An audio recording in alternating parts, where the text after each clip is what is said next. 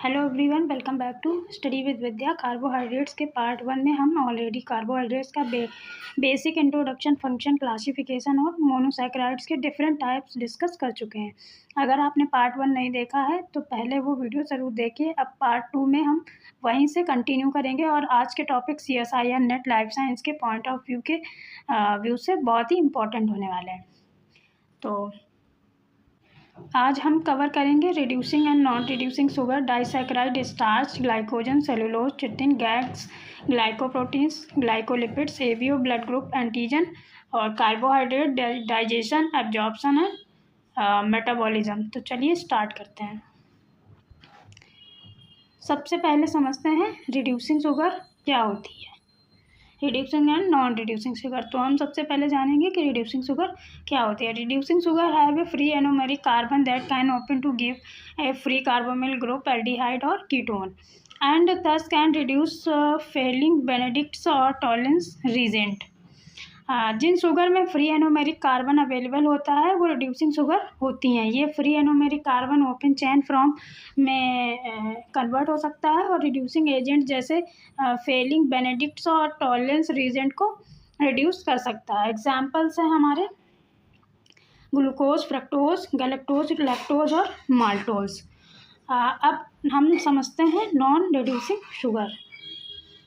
आते हैं non reducing sugar. Non-reducing sugar have their anomeric carbon locked in glycosidic bond। जब sugar का anomeric carbon glycosidic bond में locked हो जाता है और फ्री एनोमेरिक कार्बन अवेलेबल नहीं होता तो शुगर नॉन रिड्यूसिंग होती है। एग्जाम्पल में सुक्रोज। तो अब हम देखते हैं कि एक इम्पॉर्टेंट क्वेश्चन के बारे में, why fructose is a reducing sugar. Fructose ketose होते हुए रिड्यूसिंग शुगर क्यों है, तो देखते हैं, आइए जानते हैं। फ्रक्टोज एल्कलाइन सॉल्यूशन में इनडोल इंटरमीडिएट्स बना सकता है और ग्लूकोज और मैनोज जैसे एल्डोज में आइसोमराइज हो सकता है, इसलिए फ्रक्टोज रिड्यूसिंग शुगर की तरह बिहेव करता है। ये CSIR नेट में इम्पोर्टेंट कंसेप्चुअल क्वेश्चन है, तो इसको ज़रूर नोट करें। This is a important question for CSIR net. अब नेक्स्ट देखते हैं disaccharide. Disaccharides, two monosaccharides are joint by glycosidic bond with the loss of the one molecule of water. तो अब जब दो मोनोसैकेराइड्स ग्लाइकोसिडिक बॉन्ड से join होते हैं और एक मॉलिक्यूल वाटर रिलीज करते हैं तो डाइसैकेराइड बनता है। This is A condensation reaction. ये इस प्रोसेस को कंडेंसेशन रिएक्शन भी कहते हैं। नेक्स्ट देखते हैं।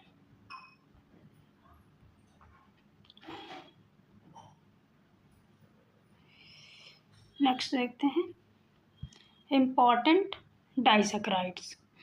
Maltose composed of glucose plus galactose से मिलकर बनता है हमारा माल्टोज। लिंकेज अल्फा 1,4 इनके बीच में होती है ग्लाइकोसिडिक लिंकेज। एक एनोमेरिक कार्बन फ्री होता है, इसलिए माल्टोज रिड्यूसिंग शुगर होती है। दिस इज ये स्ट्रक्चर ऑफ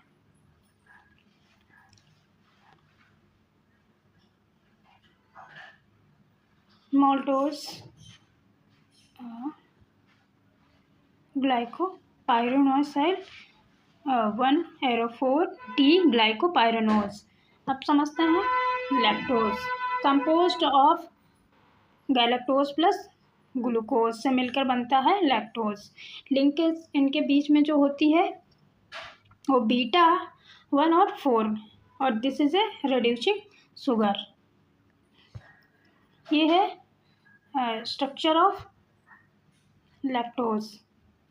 अब समझते हैं सुक्रोज।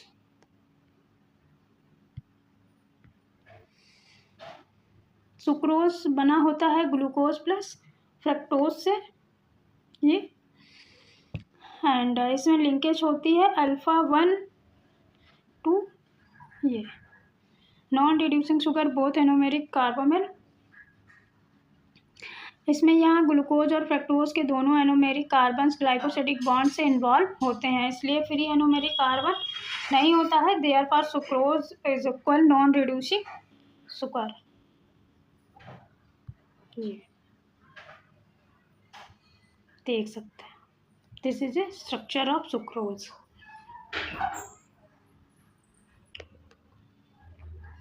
अब समझते हैं comparison of disaccharide. Disaccharide composition, linkage और रिड्यूसिंग शुगर। तो माल्टोज में ग्लूकोज प्लस ग्लूकोज होता है, उसमें जो लिंकेज होती है वो α1HO4 होती है, उसमें रिड्यूसिंग CS। लैक्टोज में क्या होता है, गैलेक्टोज प्लस ग्लूकोज से मिलकर बनता है, और ये β1,4 इसमें लिंकेज होती है, और इसमें भी रिड्यूसिंग CS। इस टेबल में एग्ज़ाम के लिए बहुत ही के लिए ज़रूर रिवाइज करना। अब 3 इम्पॉर्टेंट डाइसैकेराइड को एक साथ कंपेयर करते हैं तो हमको ये सारी चीज़ें देखने को मिलती है। अब सुक्रोज को देख लेते हैं, ग्लूकोज प्लस फ्रक्टोज, और ये नॉन रिड्यूसिंग शुगर है। इस टेबल को एग्ज़ाम के लिए ज़रूर रिवाइज करना। अब देखते हैं आगे पॉलीसैकेराइड क्या है। पॉलीसैकेराइड अब आते हैं पॉलीसैकेराइड पर। Polysaccharides are large polymer containing hundreds of thousand of monosaccharides unit. Polysaccharide बहुत ही लार्ज कार्बोहाइड्रेट होते हैं जो 100 से 1000 मोनोसैकेराइड यूनिट से मिलकर बने हो सकते हैं या बने होते हैं। दे आर ऑफ 2 टाइप्स, ये 2 टाइप्स के होते हैं। पहला है होमोपॉलीसैकेराइड और दूसरा है हेट्रोपॉलीसैकेराइड। पहले हम समझते हैं होमोपॉलीसैकेराइड्स क्या होते हैं। Contain only 1 type of monosaccharide, सिर्फ एक टाइप के मोनोसैकेराइड से बने होते हैं। एग्जाम्पल है हमारा स्टार्च, ग्लाइकोजन और सेलुलोज। अब देखते हैं, हम समझते हैं हेट्रोपॉलीसैकेराइड के बारे में कि ये क्या होते हैं। Heteropolysaccharide contain more than 1 type of monosaccharide. इनमें एक से ज़्यादा टाइप के मोनोसैकेराइड्स होते हैं, उन्हें हम क्या कहते हैं, हेट्रोपॉलीसैकेराइड्स। इसका जो एग्जाम्पल है वो हाइलुरोनिक एसिड्स, हेपैरिन, पेप्टिडोग्लाइकॉन। अब हम आगे देखते हैं, अब हम देखते हैं स्टार्च। हाँ,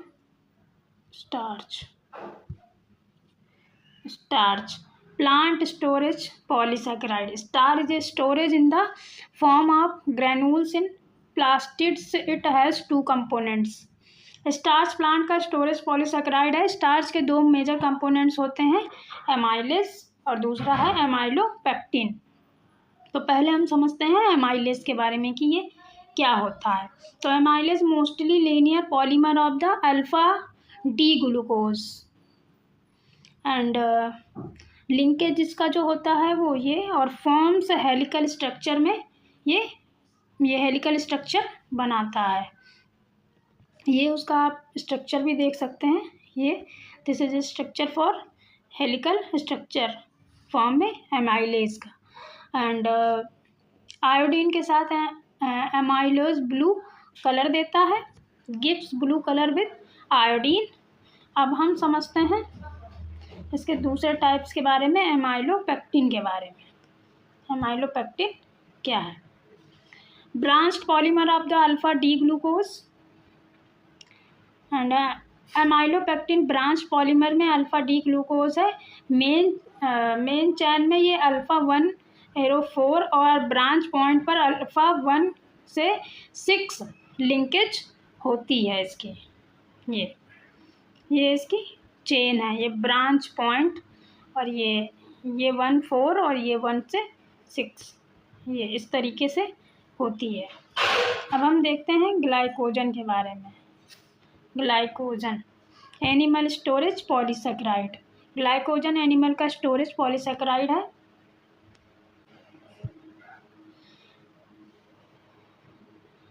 ये भी अल्फा डी ग्लूकोज से बना होता है। मेन चैन 1 से 4, ब्रांच पॉइंट 1 से 4 branch point 1 to 6 at branch point, more highly branched than amylopectin, and one reducing end and many non-reducing ends, storage in liver and muscles. Glycogen amylopectin की comparison में मोर highly branched होता है। Glycogen में one reducing sugar and और many non reducing sugar ends होते हैं। ये mainly liver और मसल्स में स्टोरेज फॉर्म में मिलता है हमको। अब हम देखते हैं नेक्स्ट। अब समझते हैं हम सेलुलोज कि सेलुलोज क्या होता है। सेलुलोज एक स्ट्रक्चरल पॉलीसैकेराइड है।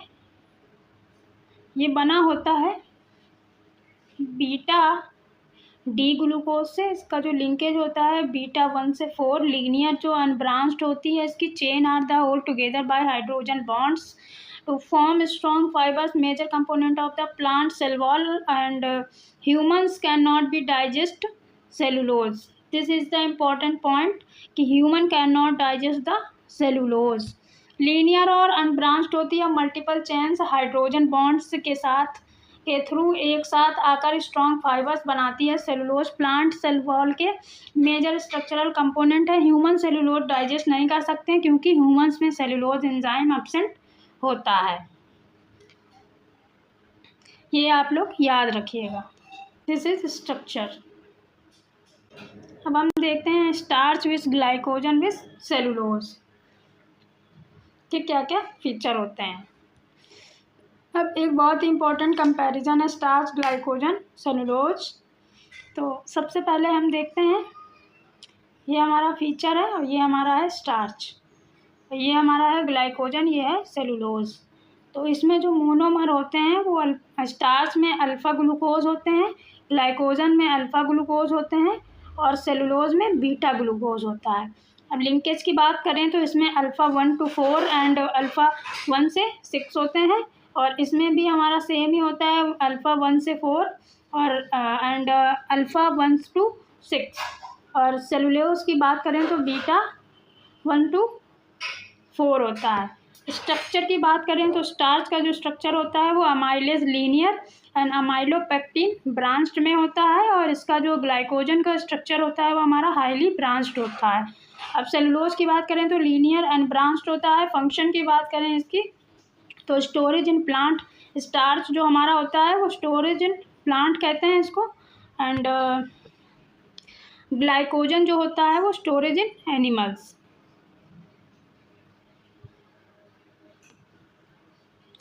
अब बात करें कि सेलुलोज की तो जो स्ट्रक्चर ऑफ प्लांट की सेल वॉल होती है उसके जैसा। अब बात करते हैं हम आयोडीन टेस्ट की। तो इसमें blue amylase red brown colour देता है और जो हमारा क्या बोलते हैं क्या था ग्लाइकोजन रेड और ब्राउन कलर देता है और जो सेलुलोज होता है वो नो कलर चेंज, इसमें कोई भी कलर चेंज नहीं होता है। डिसेबिलिटी इन ह्यूमन में जो स्टार्च होता है वो डाइजेस्टेबल है और ग्लाइकोजन भी डाइजेस्टेबल है, लेकिन सेलुलोज जो होता है वो नॉट डाइजेस्ट, ये ह्यूमन में डाइजेस्ट नहीं होता है। अब बात कर लेते हैं चिटिन की, structural and polysaccharides. This is a chitin भी एक स्ट्रक्चरल पॉलीसैकेराइड। ये बना होता है composed of N acetyl D glucosamine और ग्लाइकोसामाइन ये है शॉर्ट फॉर्म। लिंकेज होता है जो ये बीटा 1 to 4 और found of the fungal cell wall and Arthropoda exoskeleton. इसमें जो क्या बोलते हैं आर्थ्रोपोडा एक्सोस्केलेटन में मिलता है, इसलिए एक लाइन में याद रखो chitin fungi plus arthropods. This is A structure of chitin. अब हम बात कर लेते हैं ग्लाइकोसामाइनोग्लाइकेंस। तो ग्लाइकोसामाइनोग्लाइकेंस की इसको शॉर्ट्स फॉर्म में हम गैप्स बोलते हैं। गैप्स का फुल फॉर्म ये होता है एंड ये लॉन्ग अनब्रांच्ड और जनरली नेगेटिवली चार्ज हेट्रोपॉलीसैकेराइड्स होते हैं। Long and branch negatively charge heteropolysaccharide found in the extracellular matrix.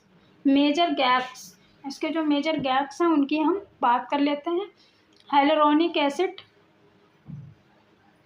और chondroitin sulphate, dermatan sulphate, keratan sulphates, heparin sulphate और हेपारिन सल्फेट। इम्पॉर्टेंट बात यह है कि hyaluronic acid non sulphated GAGs है और इसकी जो वाटर होल्डिंग कैपेसिटी बहुत हाई होती है। हेपारिन सल्फेटेड में गैग है और इम्पॉर्टेंट एंटीकोगुलेंट के रूप में एक्ट करता है ये। This is a hyaluronic acid, ये non sulphated GAG, very high water holding capacity. Heparin is a highly sulphated GAG, acts and the anticoagulant is present. अब हम बात कर लेते हैं ग्लाइकोप्रोटीन्स। ग्लाइकोप्रोटीन्स क्या होती हैं? Glycoproteins with covalently attached carbohydrates chains oligosaccharides. Glycoproteins में कार्बोहाइड्रेट चैन प्रोटीन के साथ कोवेलेंटली अटैच्ड होती हैं। इनके इम्पॉर्टेंट फंक्शन है, देख लेते हैं इनके इम्पॉर्टेंट फंक्शन क्या है। Protein folding and stability, cell recognition and adhesion, immune recognition, receptor function and protein trafficking. यानी ग्लाइकोप्रोटीन सेल के रिकॉग्निशन और प्रोटीन फंक्शन दोनों में इम्पॉर्टेंट रोल प्ले करते हैं। अब हम बात कर लेते हैं अनलिंक्ड ग्लाइकोसाइलेशन की। This is a N linked glycosylation. तो अनलिंक्ड ग्लाइकोसाइलेशन में कार्बोहाइड्रेट्स अटैच होते हैं। Carbohydrate is attach to the amide nitrogen of asparagine, इसका शॉर्ट फॉर्म ASN भी होता है। Conjunction sequences ASN X2 share upon THR। तो हम बात कर लेते हैं यहाँ पर X प्रोलाइन नहीं होता है। Unlinked glycosylation mainly endoplasmic reticulum में इनिशिएट होती है और गोल्जी ऑपरेटर्स में फर्दर प्रोसेसिंग होती है इसको endoplasmic reticulum and process in Golgi operators. अब हम बात कर लेते हैं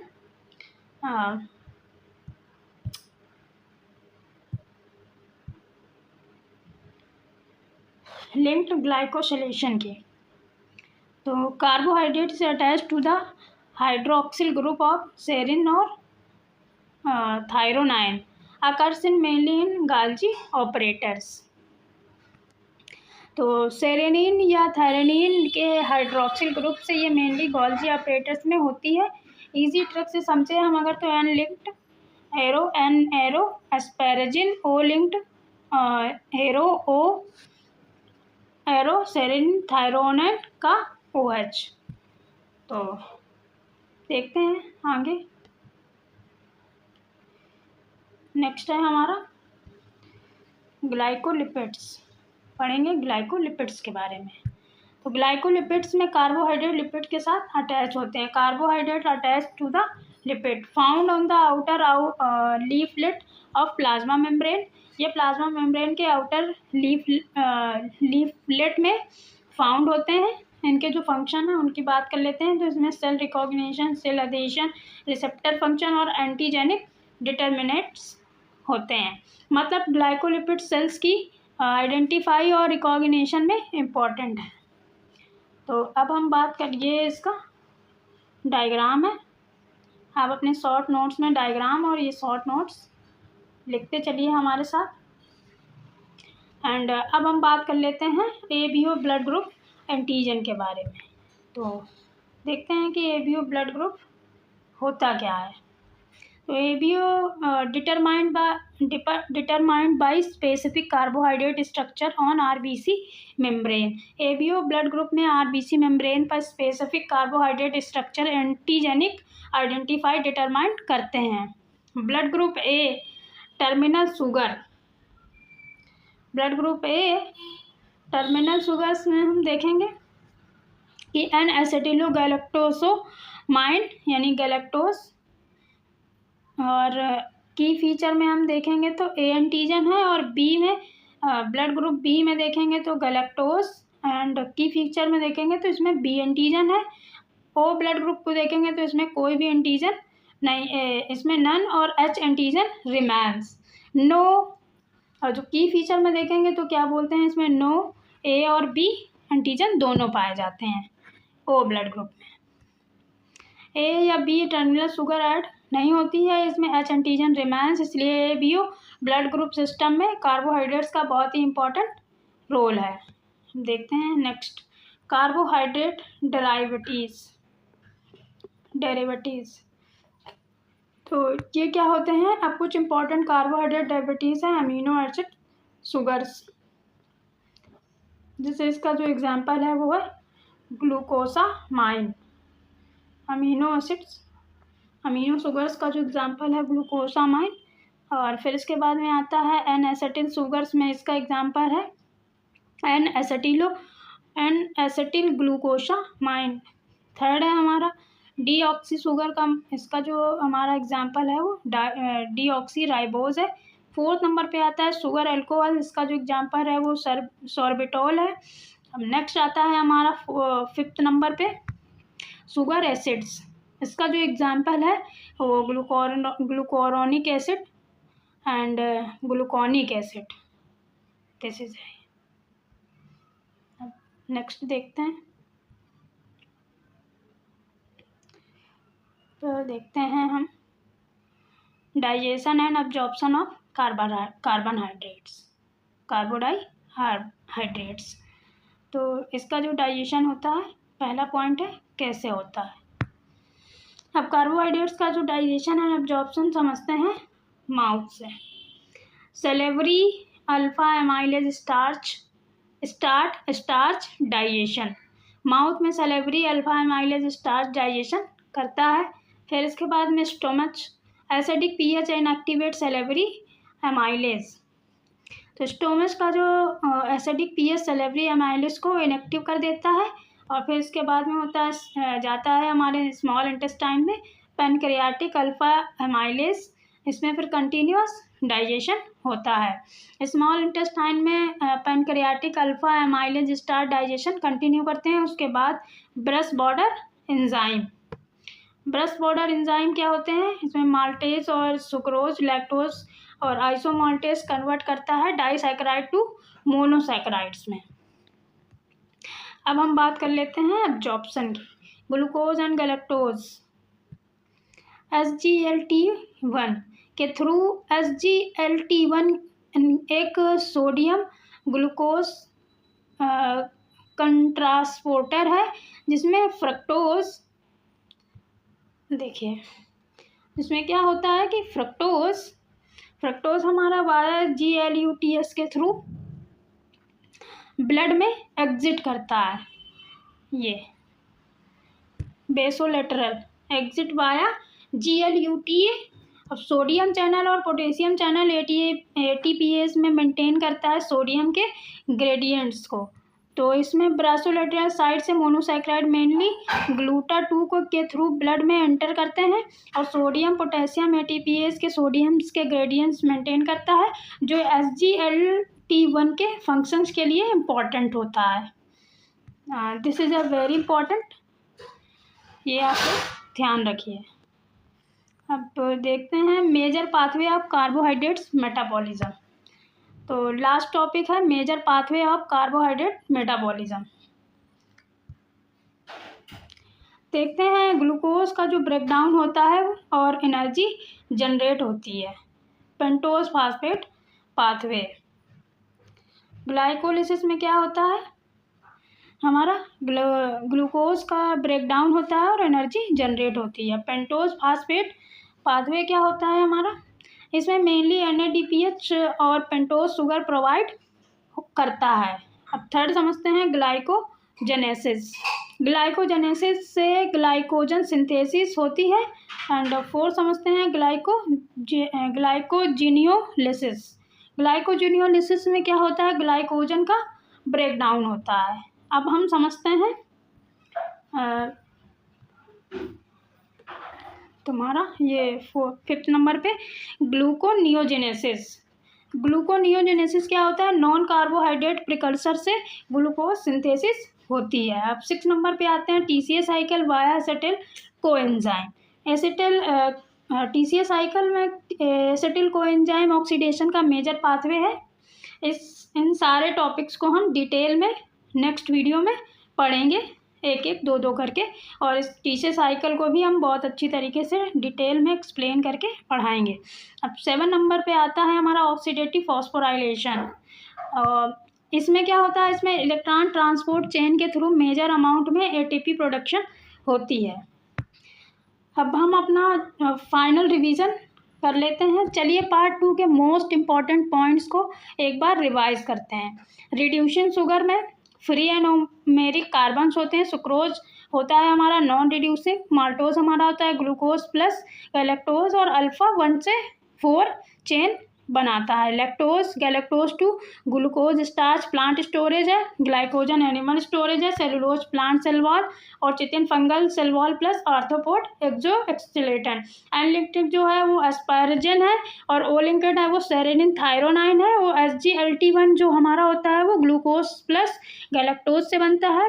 GLUTS5 फ्रक्टोज में होता है, एंड बेसोलेटरल ट्रांसपोर्ट भी कहते हैं। और कार्बोहाइड्रेट मेटाबॉलिज्म के जो मेजर पाथवे होते हैं वो ग्लाइकोलिसिस, PP एंड ग्लाइकोजेनेसिस, ग्लाइकोलियोजेनेसिस, ग्लाइकोजिनियोलिसिस, TCA साइकिल और ऑक्सीडेटिव फॉस्फोराइलेशन। ये था कार्बोहाइड्रेट पार्ट टू का।